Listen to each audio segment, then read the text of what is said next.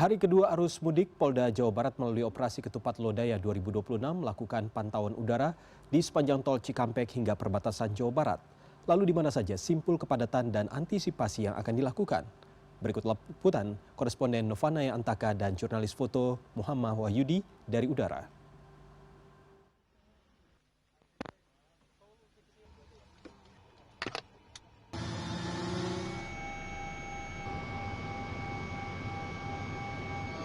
Ya, kali ini tim CNN Indonesia berkesempatan untuk melihat langsung pantauan udara yang merupakan bagian dari operasi Ketupat Lodaya Polda Jawa Barat, di mana tadi kita sudah memulai dari kilometer 29 hingga kilometer 140 melewati perbatasan Jawa Barat dan juga Jawa Tengah.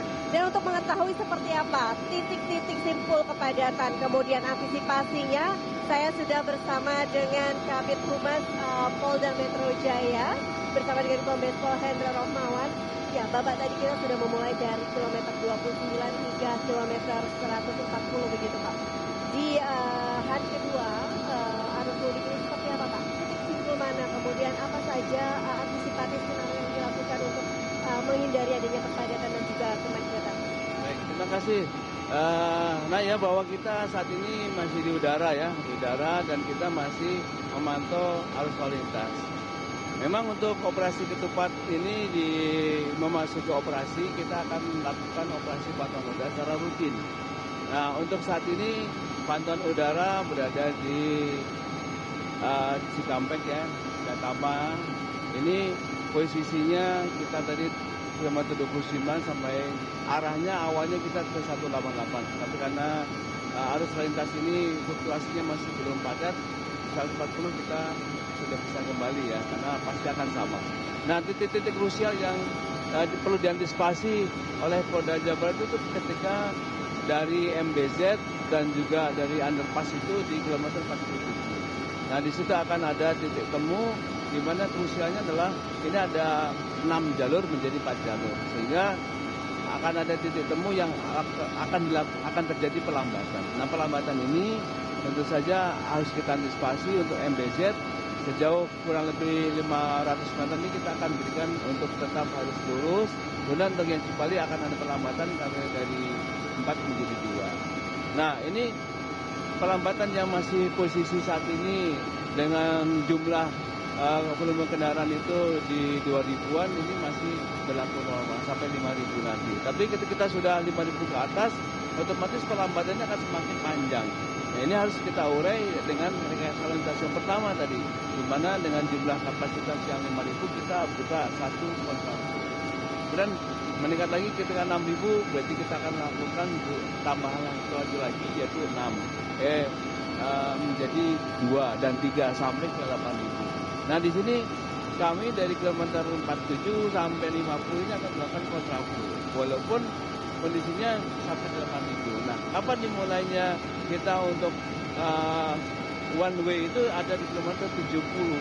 Di situ akan kita buka startnya dan akan kita lepas di situ one way-nya sampai dengan perbatasan Jawa Barat di kilometer 236 dan juga sampai ke Kali Kangkung. Pantauannya untuk Korlantas ya.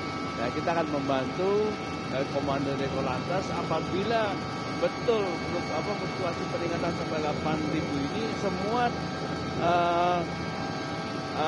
tenaga kita yang disampaikan di kilometer 50 akan kita berdayakan bagaimana untuk secepatnya membuka kontraflow dan juga tim urai apabila nanti ada kemacetan.